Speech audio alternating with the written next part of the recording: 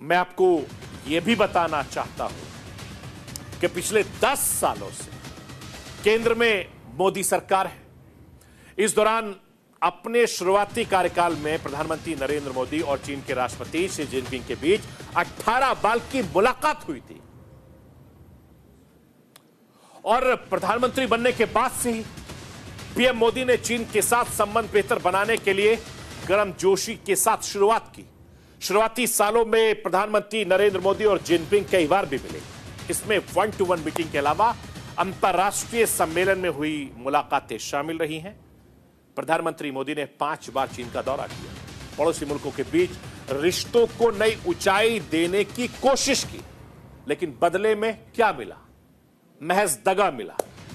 चीन की सेना ने सीमा पर घुसपैठ की, जानबूझकर सीमा विवाद को जन्म भी दिया गया।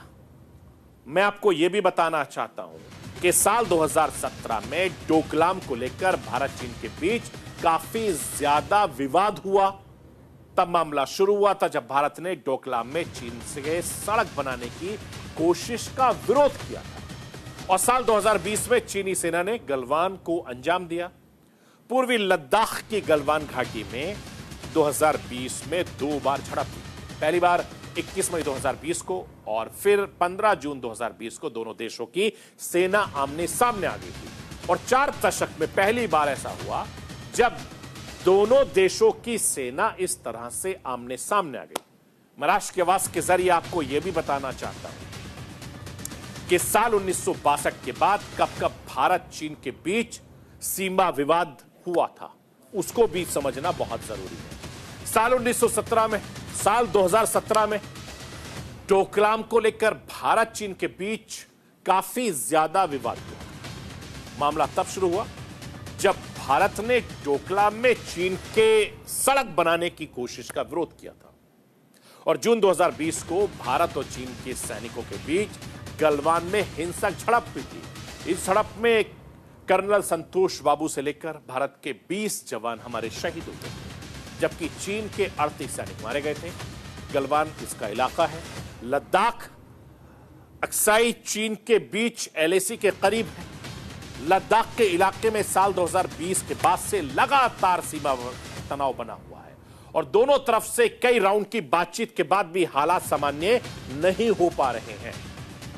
9 दिसंबर 2022 को अरुणाचल प्रदेश में एलएसी पर भारत चीन के सैनिकों के बीच झड़प हुई थी। तवांग सेक्टर में हुई झड़प में दोनों तरफ से कुछ सैनिक मामूली तौर से जख्मी हुए थे।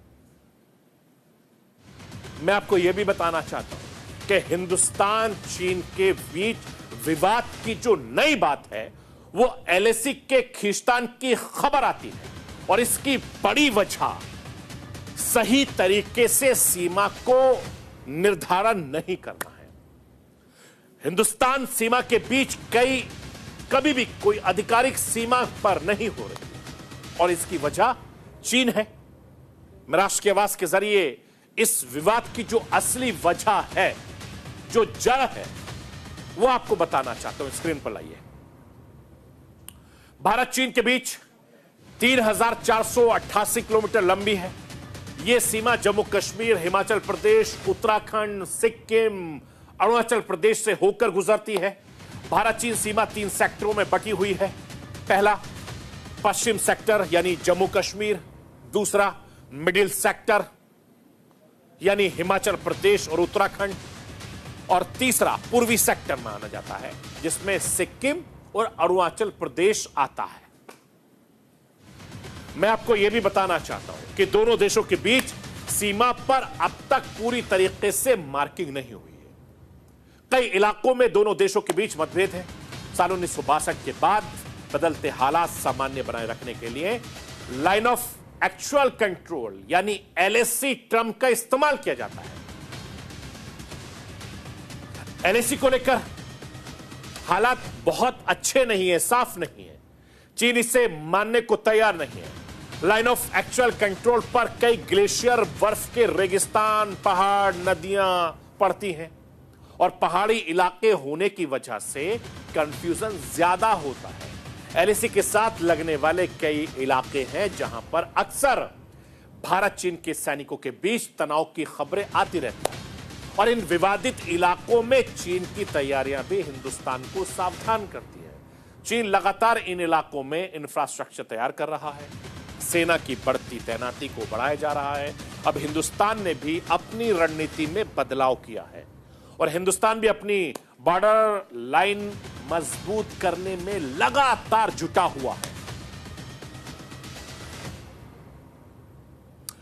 मैं आपको यह भी बताना चाहता हूं कि चीन विवादित नक्शा छापने में बहुत माहिर है। जो काम साल 1958 में चीन ने किया था, वही काम 3 बार चीन बार बार करता है और कई बार कर चुका है।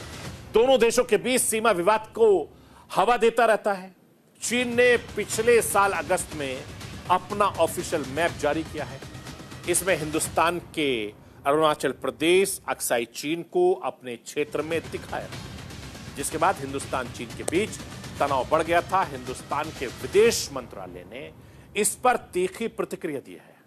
मैं राष्ट्र की आवाज के जरिए आपको बताना चाहता हूं, चीन सिर्फ हिंदुस्तान से चालबाजी नहीं करता, बल्कि तमाम पड़ोसी देश चीन से तंग रहते हैं। चीन अपने पड़ोसी देशों के साथ अक्सर विवाद करता रहता है, जिसकी वजह से चीन का हर पड़ोसी देश इससे परेशान है।